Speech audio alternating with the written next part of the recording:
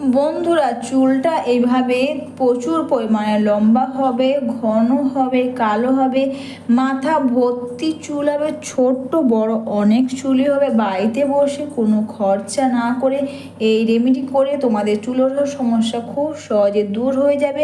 চুল উঠে উঠে সেটি চওড়া হয়ে যায়, সেটা কিন্তু দূর হয়ে যাবে। আর অবশ্যই কিন্তু চুলটা সিল্কি শাইনিং হবে। আর এটা করে তোমাদের চুলটা প্রচুর পরিমাণে লম্বা, ঘন, কালো হবে। নমস্কার বন্ধুরা, মিঠু অ্যান্ড মিশা পাঁচ মিশাইতে তোমাদের সবাইকে স্বাগত। বাড়িতে বসে লবঙ্গর সঙ্গে দুটো জিনিস মিশিয়ে ব্যবহারে তোমাদের চুলটা প্রচুর পরিমাণে লম্বা হবে, ঘন হবে, কালো হবে, মাথা ভর্তি চুল হবে, ছোট্ট বড় অনেক চুলই হবে। তো আমি এখানে দেখো তোমাদের দেখাচ্ছি 7টা থেকে 8টা মতন লবঙ্গ নিয়েছি। একটু বেশি করে জল দিয়ে এটাকে 10 মিনিট মতন আমি এটাকে ফুটিয়ে নেব। লবঙ্গ ব্যবহারে অথবা লবঙ্গ জল ব্যবহার কিন্তু অবশ্যই বন্ধুরা চুলটা কিন্তু প্রচুর পরিমাণে লম্বা হবে। আর এর সঙ্গে দিলাম অবশ্যই আমি অ্যালোভেরা জেল। তোমরা তো সবাই জানো অ্যালোভেরা জেল ব্যবহারে অবশ্যই আমাদের চুলটা সিল্কি শাইনিং হয়। আর এই দুটোকে একসাথে তোমরা 10 মিনিট মতন ফুটিয়ে নেবে। অনেকে দেখবে অ্যালোভেরা মাথায় ডাইরেক্ট ব্যবহার করলে ইচিং হয়, তো তোমরা যদি এইভাবে অ্যালোভেরা ব্যবহার করতে পারো দেখে মাথা বা ইচিং কিন্তু হবে না, চুলটা সিল্কি শাইনিং হয়, চুলটা খুব ভালো থাকবে। এরপর এটাকে ফুটিয়ে নেওয়ার পর 10 মিনিট মতন তোমরা এটাকে ফুটিয়ে নিয়ে এটাকে অবশ্যই তোমরা ঠান্ডা করে নেবে। তারপর বন্ধুরা ঠান্ডা করে নেওয়ার পর অবশ্যই তোমরা এটা ছাঁকনি দিয়ে ছেঁকে নেবে। তোমরা কিন্তু কখনো গরম অবস্থায় ব্যবহার করবে না। তাছাড়া অ্যালোভেরা এইভাবে ব্যবহারে চুলটা কিন্তু সিল্কি শাইনিং হবে। এরপর চামচের সাহায্যে চেপে চেপে দেখবে অ্যালোভেরাগুলো খুব সুন্দরভাবে সেদ্ধ হয়ে যাবে। আর এর জেলটা দেখবে খুব সুন্দরভাবে কিন্তু বেরিয়ে আসবে। আর অবশ্যই বন্ধুরা এই রেমেডি করে তোমাদের চুলটা কিন্তু প্রচুর পরিমাণে লম্বা হয়ে চুল ওঠার সমস্যা কিন্তু দূর হয়ে যাবে।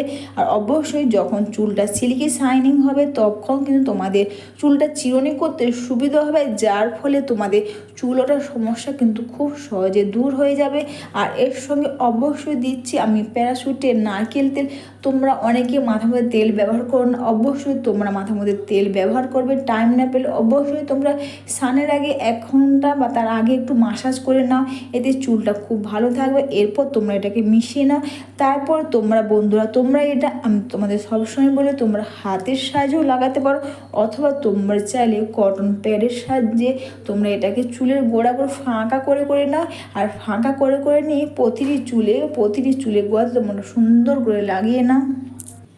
চুলের গোড়াগুলো এভাবে সিঁথিগুলো ফাঁকা করে নিয়ে তোমরা প্রতিটি চুলের গোড়াতে তোমরা এটাকে লাগাতে পারো। যতটা তোমরা সিঁথি বা চুলের মধ্যে তোমরা গোড়াতে লাগাতে পারবে ততটাই কিন্তু এটা খুব ভালো কাজ দেবে। এরপর তোমরা এটা মেখে তোমরা স্নানের আগে মাখো, স্নানের 1-2 ঘন্টা আগে তোমরা অবশ্যই এটা মেখে নিয়ে তোমরা যতটা বেশিক্ষণ লাগবে ততটাই কিন্তু এটা ভালো কাজ দেবে। অবশ্যই বন্ধুরা ভিডিও তোমাদের ভালো লেগে থাকলে তোমরা কিন্তু কমেন্টস করে অবশ্যই জানিও। একটু লাইক, সাবস্ক্রাইব ও বেশি বেশি করে শেয়ার করে আমার পাশে থেকো। এইভাবে তোমরা প্রতিটি চুলের গোড়াতে তোমরা খুব সুন্দর করে এটা তোমরা লাগিয়ে নাও। আর লাগিয়ে নেওয়ার পর অবশ্যই তোমরা দুটো হাত দিয়ে তোমরা এটা মাসাজ করে নিতে পারবে। আর এটা মাসাজ করে নিয়ে তোমরা 1.5 থেকে 2 ঘন্টা রেখে দেবে। স্নানের আগে এই রেমেডি ব্যবহার করো, খুব ভালো কাজ দেবে।